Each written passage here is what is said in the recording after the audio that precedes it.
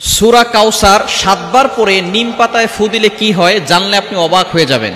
সূরা কাউসার হচ্ছে পবিত্র কোরআনুল কারীমের ভিতরে ছোট্ট একটি সূরা। পবিত্র কোরআনুল কারীমের 108 নম্বর সূরা, 114টি সূরার ভিতরে 108 নম্বর সূরা হচ্ছে সূরাতুল কাউসার। যদিও ছোট্ট সূরা, তবে এর ফজিলত কিন্তু অনেক বেশি। অনেক সময় আমাদের দুশমন বেড়ে যায়, আমাদের অনেক দুশমন হয়ে যায়। এই দুশমনকে ধ্বংস করার জন্য আপনি কিছু নিম পাতা সংগ্রহ করে 7 বার পরে যদি আপনি নিম পাতায় ফু দিতে পারেন, এই কিভাবে আমল করবেন এবং কিভাবে আপনি করলে আপনার দুশমন চিরতরে আপনার কাছে নত হয়ে থাকবে, আপনি জানলে অবাক হয়ে যাবেন। নবীজি সাল্লাল্লাহু আলাইহি সাল্লামের কিন্তু দুশমন ছিল। আবু জাহেল, উতবা, শাইবা মিলে সব সময় প্ল্যান করত কিভাবে মুহাম্মদ সাল্লাল্লাহু আলাইহি সাল্লামকে ধ্বংস করে দেওয়া যায়। এই সূরাতুল কাউসারের এতটা ফজিলত কেন? এমন সময় আল্লাহ পাক রব্বুল আলামিন এই সূরা কাউসার নাজিল করেছেন, যেই সময়টা নবীজি সাল্লাল্লাহু আলাইহি সাল্লাম খুবই কষ্টের ভিতরে ছিলেন। আল্লাহ পাক রব্বুল আলামিন সূরা কাউসার নাজিল করে নবীজি সাল্লাল্লাহু আলাইহি সাল্লামকে সন্তুষ্ট করেছেন। বলেন সুবহানাল্লাহ। Can you imagine? আপনি কল্পনা করতে পারছেন? নবীজি সাল্লাল্লাহু আলাইহি সাল্লামের ছেলে সন্তান যারা এই দুনিয়াতে এসেছিল, তারা এই দুনিয়া থেকে বিদায় নিয়েছে। অল্প অল্প বয়সে তারা দুনিয়া থেকে বিদায় নিয়েছে।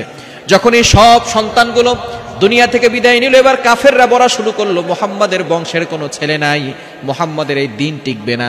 মুহাম্মদ যে ইসলামের দাওয়াত দেয়, যেই কালিমার দাওয়াত দেয়, এই কালিমার দিন বেশি দিন টিকবে না, কেননা তার সন্তান সবগুলো দুনিয়া থেকে বিদায় নিয়েছে। মুহাম্মদ হচ্ছে আবতার, নির্বংশ, মুহাম্মাদের বংশ নাই, মুহাম্মাদের এই ইসলাম বেশি দিন থাকবে না। তখন আল্লাহ পাক রব্বুল আলামিন নবীজি সাল্লাল্লাহু আলাইহি ওয়াসাল্লাম যখন মানুষের কথা শুনে, এমনি সন্তান হারার বেদনা কষ্ট আছে, আবার মানুষের কথায় তিনি কষ্ট পাচ্ছেন, আল্লাহ পাক রব্বুল আলামিন এই সূরা কাউসার নাজিল করে বলেন, ইন্না আতাইনাকাল কাউসার, নবী হে টেনশন করবেন না, আমি আপনাকে হাউজে কাউসার দান করে দিয়েছি। বলেন সুবহানাল্লাহ। ইন্না আতাইনাকাল কাউসার ফাসাল্লি লিরাব্বিকা ওয়ানহার। আল্লাহ পাক রব্বুল আলামিন জানিয়ে দিয়েছেন, আপনার জন্য নামাজ এবং কুরবানি দিয়েছি। এরপরে বলছেন, ফাসাল্লি লিরাব্বিকা ওয়ানহার ইন্না শানিআকা হুয়াল আবতার। যারা আপনাকে নির্বংশ বলে গালি দেয়, তারাই হচ্ছে নির্বংশ।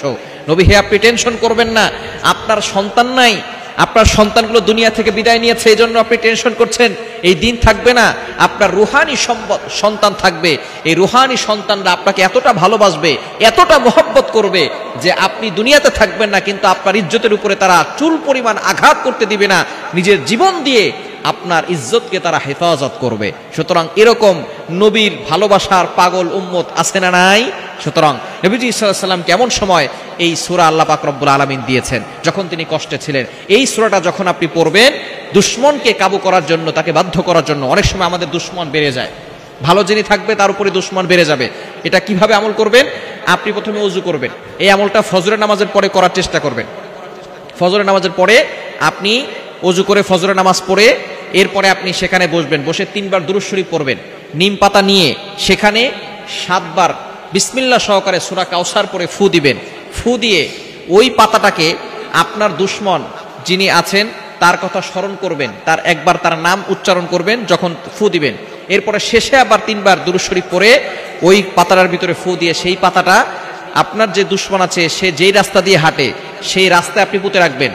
সে রাস্তা দিয়ে যদি আপনার দুশমন হেঁটে যায়, তাহলে আপনার দুশমন আপনার বাধ্য হবে, আপনি যা বলবেন সেটাই সে শুনতে বাধ্য হবে। এজন্য সূরা কাউসারের ভিতরে অনেক ফজিলত রয়েছে।